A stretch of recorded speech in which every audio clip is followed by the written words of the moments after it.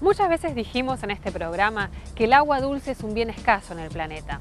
Sin embargo, pocas veces nos ponemos a pensar cómo hacen los países que no tienen recursos hídricos para sortear esa limitación. ¿De dónde sacan el agua que necesita su población para subsistir o para desarrollarse? En regiones como la nuestra, la cuestión es relativamente sencilla, porque hay recursos superficiales y subterráneos de manera accesible y abundante. Pero por el contrario, existen muchos lugares del planeta que han tenido que buscar la manera de resolver esa carencia. ¿Cómo? Generando el agua dulce que les falta a partir de fuentes alternativas. Y una de esas alternativas es apelar al agua que sí sobra, el agua de mar. Y de eso vamos a hablar en el programa de hoy. Bienvenidos a Elemento Vital.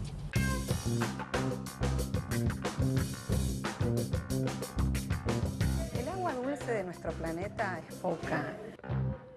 Es un estado casi terminal de un cuerpo de agua. Para este siglo XXI el conflicto es por agua.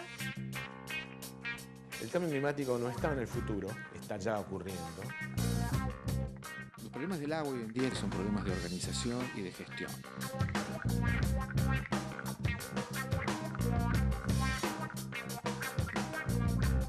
El agua, recurso central para la vida.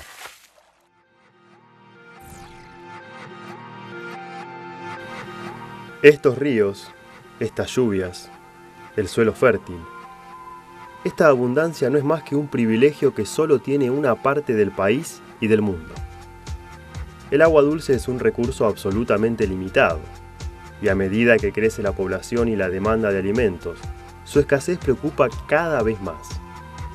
De toda el agua del planeta, solo el 3% es dulce, y en su mayoría se encuentra congelada en los casquetes polares. Menos del 1% está accesible al hombre. Y la desigual distribución geográfica de los recursos hídricos hace que en muchas regiones la falta de agua dulce sea un factor limitante. Se prevé que para el año 2025, el 40% de la población mundial tendrá problemas con el suministro de agua dulce si solo se recurre a las fuentes naturales disponibles. Y esto ocurre mientras la 3/4 parte de la población del planeta vive a menos de 100 kilómetros del mar. Por eso, cada vez son más los países que encuentran en el agua salada el agua que le falta. Y aunque hacerla apta para el consumo humano requiere primero desalarla, la inversión termina siendo conveniente a la hora de enfrentar la escasez.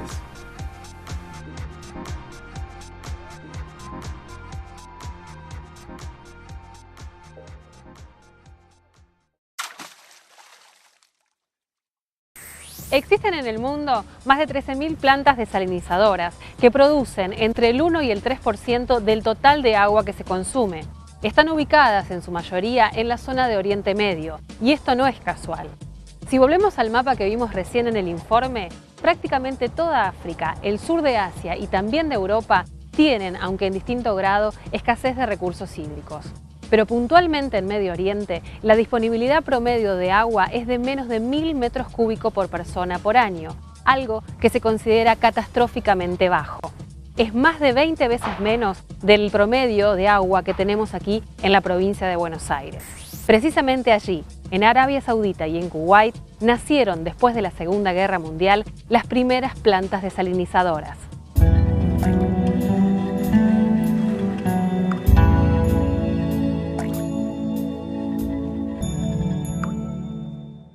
Se conoce como desalinización el obtener agua nivel potable a partir de agua de mar. O sea, quitarle parte de las sales a el agua de mar. El agua de mar o agua salada, aunque no sea agua de mar, no es un agua que pueda ser consumida por la gente. La desalinización, como la palabra lo dice, es a partir de un agua con cierta concentración de sales, sacar esos minerales. La fuerza impulsora para la desalinización es la escasez de agua. Está asociado a una necesidad puntual de no haber otras fuentes de agua de menos salinidad en zonas densamente pobladas o bien en zonas industriales. Pero eso es una respuesta a una necesidad y a no haber otro recurso disponible. Y entonces para satisfacer una necesidad de agua dulce en un lugar donde es escaso, hay dos caminos. Si no demasiado lejos tenés una fuente de agua dulce, traer el agua dulce a el lugar en el cual vos estás interesado en ubicarte. El tema es cuándo elegimos desalinizar, es cuando nos cierra de alguna manera económicamente el proceso. Si hay escasez de agua o el agua no alcanza o son zonas desérticas, zonas muy aisladas, quizás es la única solución. Frente a esto, la desalinización es una alternativa donde incluso no disponés de una fuente de agua dulce desde la cual puedas transportar, típicamente una isla aislada. Hablaron del Caribe, está el caso de las Canarias, está el caso de la isla de Malta, no hay de dónde traer agua.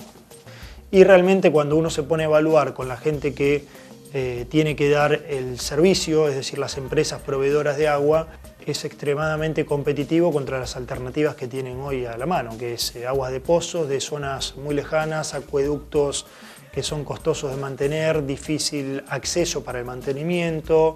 Entonces cuando uno les plantea la alternativa, entienden cómo es la tecnología y cuáles son los costos, realmente ven que es una alternativa muy viable. La decisión entre transportar agua dulce y desalinizar agua de mar es una decisión económica.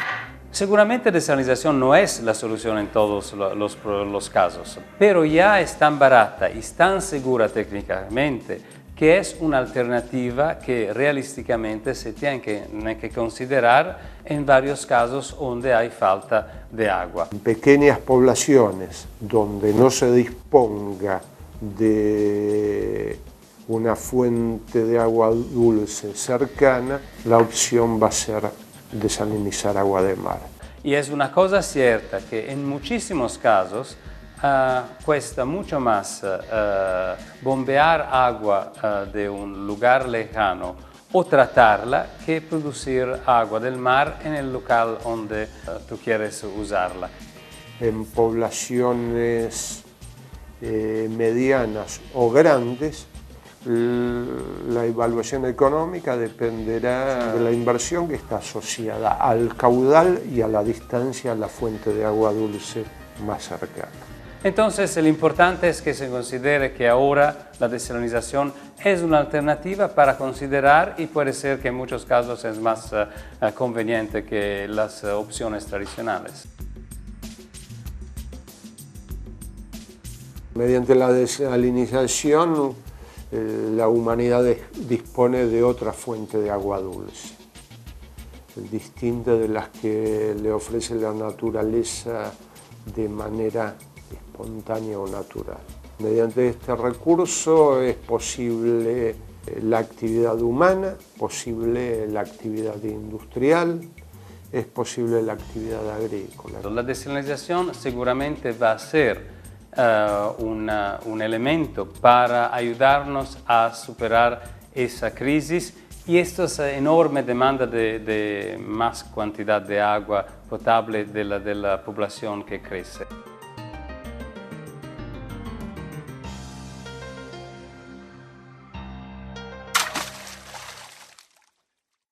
La desalinización creció exponencialmente en el mundo en los últimos 40 años. Hasta hace poco solo se utilizaba en casos de necesidad extrema debido al alto consumo de energía que insumía el proceso y en consecuencia al gran costo económico. Pero a medida de que se abaratan los costos, más países con climas y necesidades menos críticas se vuelcan al mar en busca de agua. Y es que la desalinización permite crear un nuevo recurso de agua dulce. En el próximo bloque vamos a ver precisamente cómo es que se hace.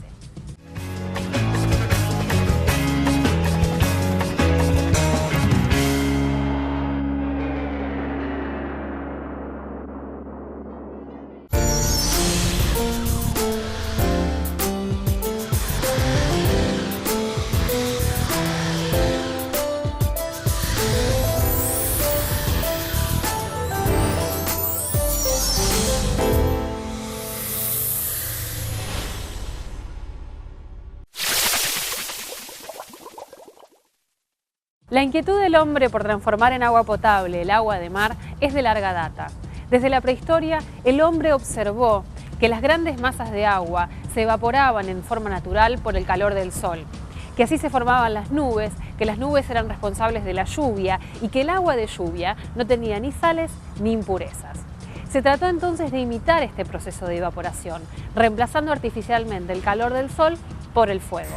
Y el primer evaporador que se conoce lo creó Aristóteles en el siglo IV a.C. Miles de años después, ese método de evaporación y destilación sigue siendo uno de los más utilizados para desalar agua. No el único, porque técnicamente existen otras posibilidades para remover sales, como son la electrodiálisis o la congelación en el vacío. Pero hoy por hoy solo son viables comercialmente la evaporación y la ósmosis inversa. Al comienzo era claramente hervir el agua y colectar el vapor. El agua salobre, uno la calienta y el vapor que se produce no lleva sales, es agua pura, vapor de agua. Entonces uno lo separa al vapor, lo lleva por una tubería, lo enfría y cuando condensa tiene agua sin sal. Esa fue la tecnología que ha proporcionado agua desalinizada para tantísimos años. Esas tecnologías, que fueron las que primero se aplicaron para tratar el agua de mar, aún siguen vigentes porque son muy robustas, muy confiables, operativamente son muy sencillas, pero solamente en lugares donde el costo energético es muy bajo y básicamente está centralizada en los países del Golfo Pérsico. Siempre vos, para cambiar de un estado a otro en la naturaleza, obtener de agua salada, agua desalada, tenés que aportar energía, porque pasás de un estado de equilibrio natural a un estado que el hombre induce artificialmente, entonces te hace falta energía. Entonces, salvo en los lugares que por algún motivo el costo de la energía es muy barato, países petroleros, o que alguna industria tiene como subproducto vapor de baja calidad o alguna fuente energética de muy bajo costo, la tendencia es la ósmosis inversa, la desalación por membranas. Este método se basa en el principio de ósmosis, un fenómeno físico-químico por el cual, si dos fluidos con distinta concentración de sólidos se separan con una membrana semipermeable, el fluido que contenga la menor concentración se moverá a través de la membrana hacia el fluido que tenga la mayor concentración. Esto es lo que se conoce como ósmosis directa. La ósmosis inversa consiste en aplicar una presión superior a la osmótica para obtener la circulación contraria. Entonces, hacemos pasar el agua de mar a través de una membrana y vamos a lograr, de una manera así tangencial, vamos a lograr que pase el agua, pero no las sales. Y vamos a tener una corriente, lo que se llama permeado, que es el agua desalinizada.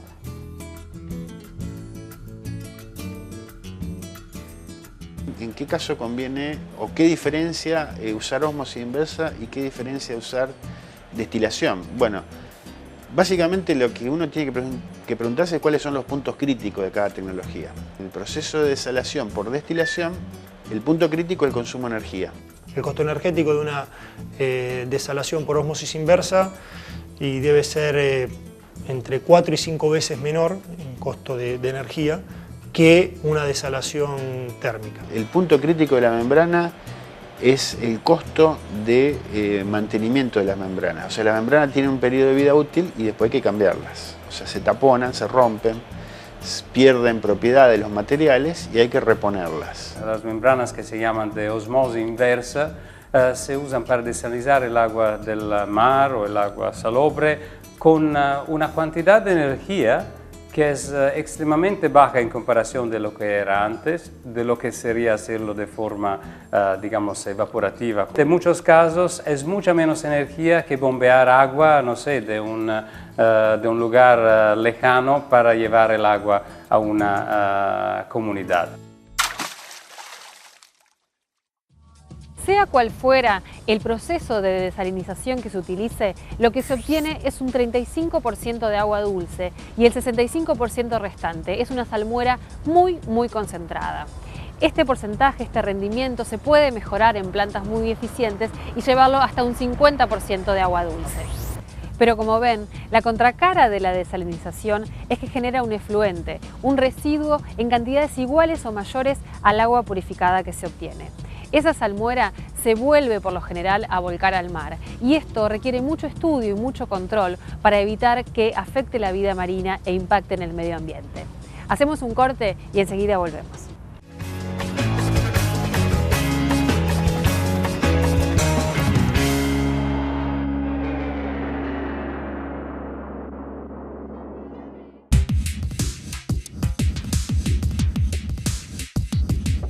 El agua tiene su historia, y la historia es historia porque hubo agua.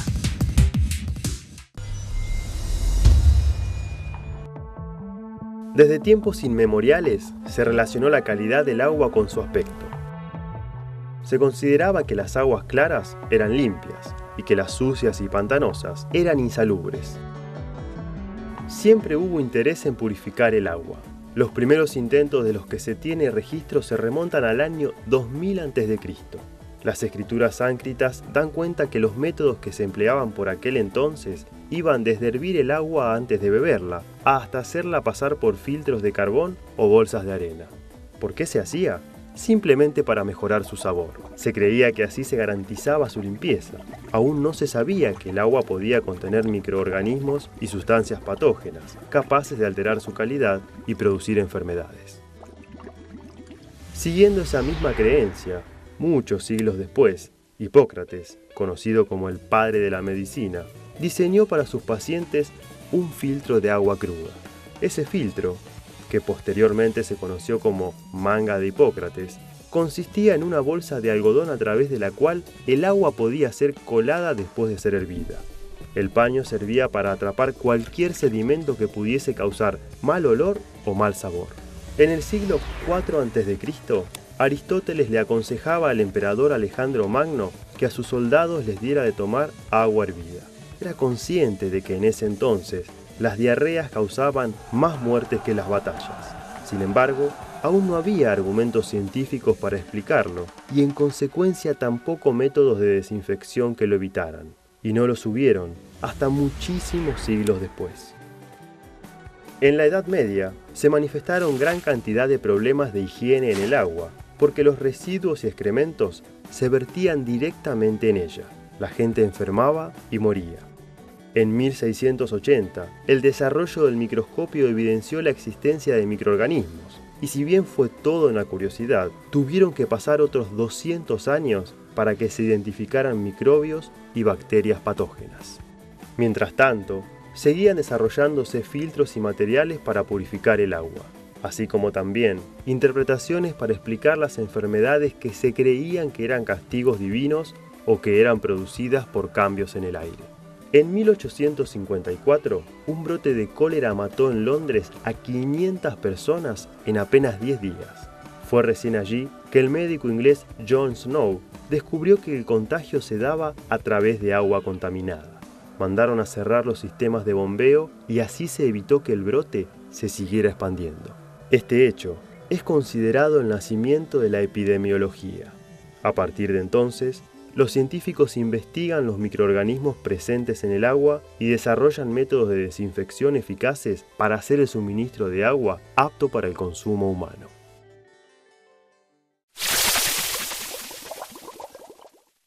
La desalinización no solo se utiliza para tratar agua de mar, también es factible procesar agua con distintos grados de salinidad y adecuar la calidad del agua a diferentes usos. Tampoco se usa en forma exclusiva para abastecer poblaciones. En muchos lugares del planeta, la desalación genera un recurso que hace posible la realización de actividades productivas como pueden ser la agricultura, la minería o incluso el turismo. Piensen si no, por ejemplo, en las islas del Caribe y en cuál hubiese sido el desarrollo posible, incluso la subsistencia en esas pequeñas poblaciones rodeadas por el océano. La desalinización puede usarse en diferentes escalas. En un barco, por ejemplo, para tener agua potable en ultramar, en una industria, en una ciudad o en todo un país. Actualmente se producen 36.000 millones de litros de agua desalinizada por día, una cantidad suficiente para abastecer a 180 millones de habitantes.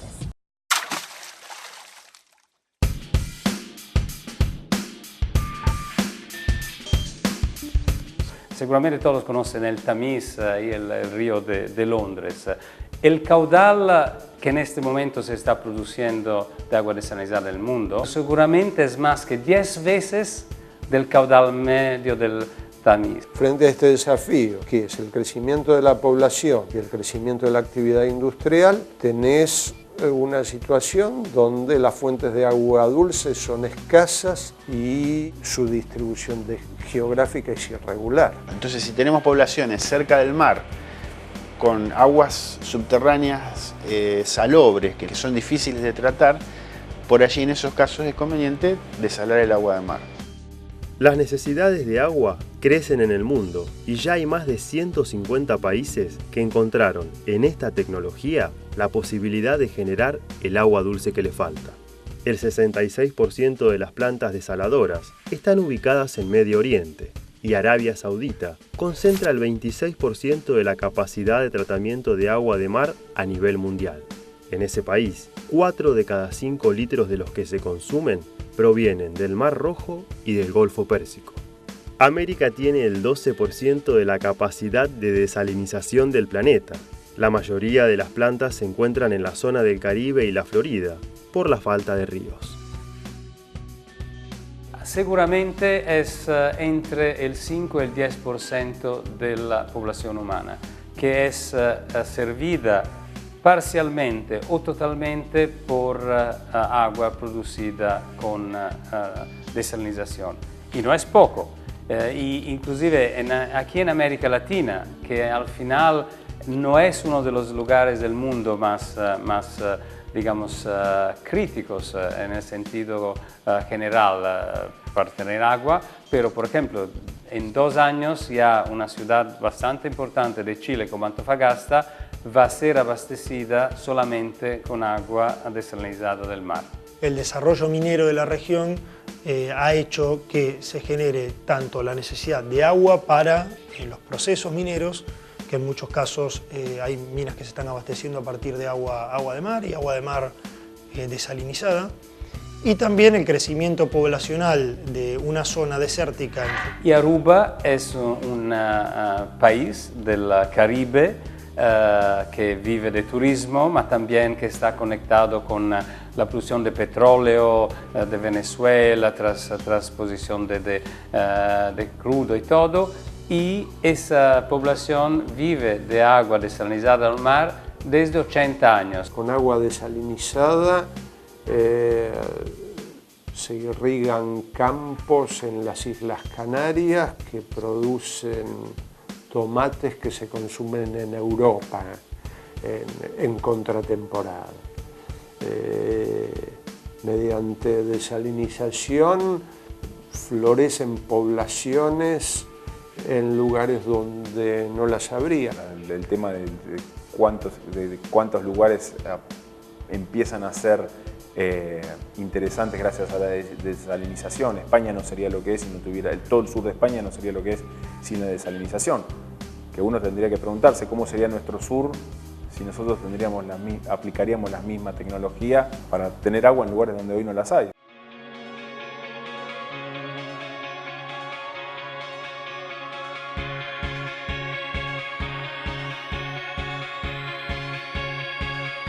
Está proyectado que hasta el 2013 el 40% de las aguas potables para tomar van a ser aguas desalinizadas del mar. Tenemos que aprender que el agua, que pensábamos que era un recurso ilimitado hasta que éramos pocos con poca tecnología, no es así. Hay estudios que son un poco algunos alarmantes acerca de que en unos próximos años vamos a poder solamente usar agua de mar, vamos a tener que desalar agua de mar en todo el mundo. Pero la desalinización no puede y no debe ser la panacea de la cantidad de agua. No se puede seguir solucionando los problemas. Hay más demanda, bueno, entonces se aumenta el suplemento de agua. Eso sería una forma totalmente no sustentable.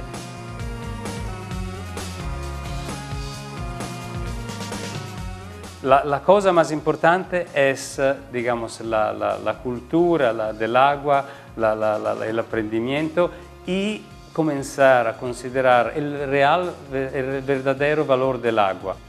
Cuando has aprendido eso y cuando ya no hay como tener bastante agua, ahí sí, cuando vas a ver los recursos que tienes para aumentar la producción de agua, seguramente la desalinización va a jugar un papel bastante importante para ayudar al mundo a superar su crisis. En la Argentina también se desaliniza y este tipo de técnicas se usan cada vez más, por ejemplo, en la industria para resolver problemas de salinidad de aguas subterráneas. Pero hay un caso emblemático en el país y es Puerto Pirámides, en la provincia de Chubut. Allí funciona desde los años 80 la primera y hasta ahora única planta de agua de mar destinada al consumo de la población. Esa localidad, tan conocida turísticamente por el avistaje de ballenas, no tenía prácticamente agua potable y las opciones para abastecer a la población eran o sacar agua de pozo, que era agua salina y en cantidades insuficientes, o traer agua desde unos espejos de agua dulce cerca de Puerto Madryn, a unos 100 kilómetros, algo que tampoco alcanzaba para cubrir la demanda. No era una opción, por ejemplo, hacer un acueducto hasta el punto más cercano del río Chubut, porque la inversión no era conveniente, una gran inversión para una población que tenía en ese entonces no más de 140 habitantes. Hoy por hoy, 750 personas viven en forma permanente en Puerto Pirámides y otras 250.000 la visitan año a año. Todos toman agua de mar tratada por ósmosis inversa en la primera y única planta de desalación que existe en el país. Sin embargo, la desalinización sería también una opción conveniente y posible para resolver la falta de agua dulce en muchos otros rincones de la Argentina. Nos reencontramos la semana que viene en Elemento Vital.